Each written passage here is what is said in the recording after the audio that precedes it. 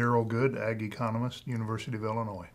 Darrel, on Wednesday morning, USDA released its latest crop production figures.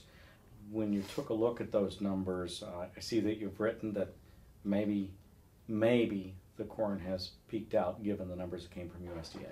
You know, I think probably new crop corn prices have peaked for at least for now and perhaps for the marketing year.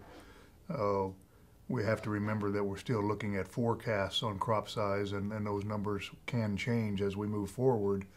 But the combination of a crop of around 10.7 billion bushels and indications that consumption is slowing down quite a bit suggests that we probably have seen the high in the market.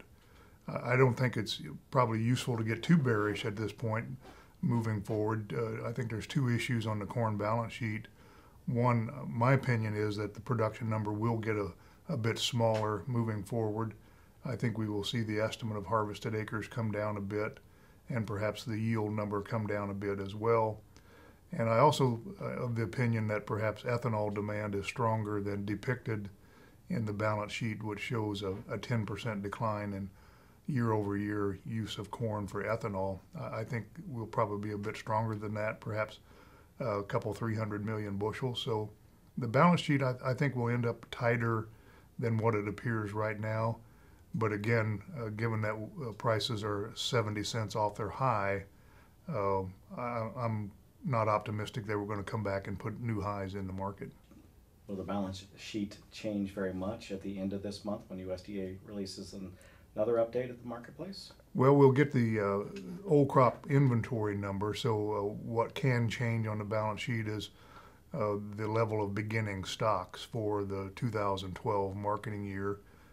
We've been surprised by those reports in the past, and so there is room for some minor change, but it'll really be the October crop production report that has the possibility for bigger changes. So quarterly grain stocks is due out at the end of the month, and then the October crop production report, which includes an updated set of FSA numbers for acreage.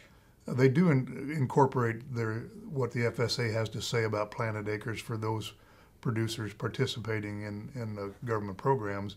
Obviously, that's just one piece of input into their acreage number. They rely most heavily on their own surveys for actual planted acres, and most important in this report is going to be harvested acres, and of course that's not in the FSA data set. It's planted acres only.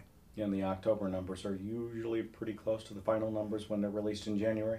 Historically, the margin of error has been pretty small for the October report, and gets even smaller for the November report. And given the relatively early harvest this year, we would anticipate a pretty accurate number in October. Is it your opinion that the soybean market is tighter in the supply and demand balance sheet than the corn market? No question about it. The crop is much smaller on soybeans. We're looking at an average yield of only 35.3 bushels, a crop just over 2.6 billion. This follows a very small crop in South America.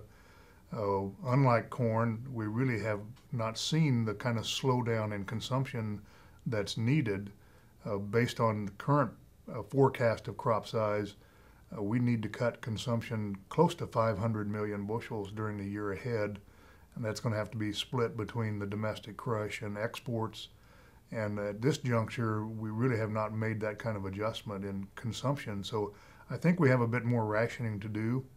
And so I'm a little more optimistic that soybean prices will stay very strong probably into October until we see one of two things, either a larger crop number in October or some confirmation that consumption is slowing. But absent either one of those, soybean prices are going to have to stay, I think, very, very strong. And the export market for soybeans have been on a blazingly fast pace. They have, and as we saw today, and as we have seen in the weekly numbers, exports for the marketing year that just ended in August came in a little stronger than forecast, 10 million bushels, and new crop sales have been very robust, and we're picking up the benefit of the small South American supplies. And so the expectation that South America will rebound next year is really going to be important. We're going to depend heavily on a very large South American harvest to kind of make current small supplies stretch through the calendar year 2013. On the subject of the export market, better come back to the corn very quickly, because USDA says this will be the smallest export for corn in decades. Yeah, I took a quick look like the smallest number in 27 years, perhaps, for corn exports. The question is demand really that weak? What is the market using in place of U.S. corn for the year ahead? We're going to be limited to some extent by available supplies, but there is a potential that corn exports could be a bit stronger than currently forecast. We're really not seeing it in the sales yet. Sales are really anemic, and I think we would want to see some better sales before we say the number is really too low. Prior to the September crop production report, you were of a mind that it was time to wait for that report to decide whether you were going to make mini sales for corn and soybeans across the scale as a producer.